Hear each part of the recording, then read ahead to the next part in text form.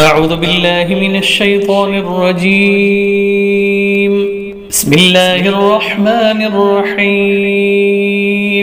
لا أقسم بهذا البلد وأنت حل بهذا البلد ووالد وما ولد لقد خلقنا الإنسان في كبد أيحسب أن لن يقدر عليه أحد يقول أهلكت مالا لبدا أيحسب أن لم يره أحد ألم نجعل له عينين ولسانا وشفتين وهديناه النجدين فلاقتحم العقبة وما أدراك ما العقبة فك رقبة أو إطعام في يوم ذي مسغبة